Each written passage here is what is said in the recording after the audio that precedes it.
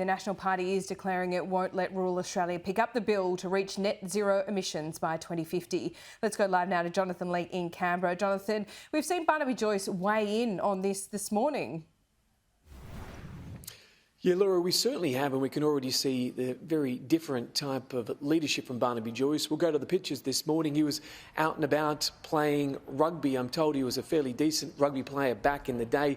Don't forget, he was also a bouncer. What he is also fond of is a political stoush. He's made it very clear that he's willing to stand up for rural voters when it comes to net zero emissions. You can see there from the pictures, throwing the ball around and putting a few players into holes. When it comes to the gaps, though, it's clear he's looking for one with the government. He's made it very clear, and so has his deputy this morning, that they won't be letting rural voters pick up the tab for net zero emissions. They believe they were forced to do it under agreements around the Kyoto Protocol, and they won't let it happen a second time. So let's have a listen to what he had to say when he was asked about his discussions with the Prime Minister over the past 24 hours. Barnaby, how are your talks with the Prime Minister going? They're going well. Are they going late into the night? They're going well.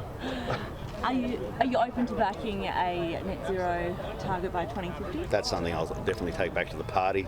I'm not going to be making decisions about that. We know our position currently; it's quite clear, and I give the respect to my party room for something as important as that. You've got to remember, we see it through different eyes.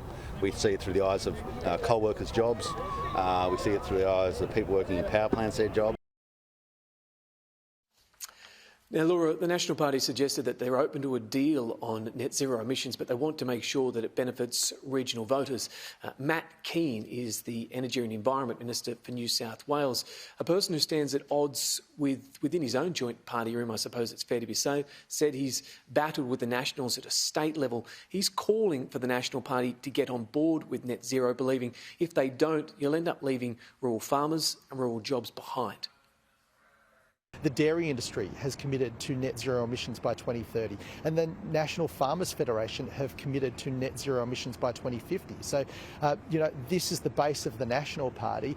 They're not some inner city woke greenie groups. They are the rank and file of the National Parties. I'd hope that Barnaby Joyce would be looking to set the regions up for success as the world transitions to a low carbon economy.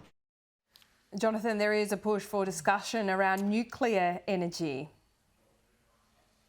Yeah, a growing push for this discussion, Laura. We know we're talking constantly about how to get our emissions down. Nuclear energy really makes sense in a lot of regards. It's a much lower energy source in terms of emissions. It's roughly around zero. David Gillespie was out and about this morning on Sky News making the point that this discussion now needs to be had. We understand in the Australian newspaper this morning it's also a discussion which has been had at near cabinet level, suggesting about whether this should be taken to the next election. The concern, though, from the government at least, is that it would need to be bipartisan support. It's too easy to be picked off on this one. Here's David Gillespie. We just need to have a conversation about it. At the moment, it's all hypothetical because it's illegal to use this wonderful technology for electricity generation in Australia. But if you're going to follow technology, it's a technology that, when it's operating, is the lowest CO2 footprint of all the technologies. Lower than wind, lower than solar, but it's available virtually 100% of the time. Yeah, Laura, there's no shortage of policies and pragmatism and practicalities in all of this. Just who will win? Well, that remains to be seen. Laura. Jonathan Lee, thank you.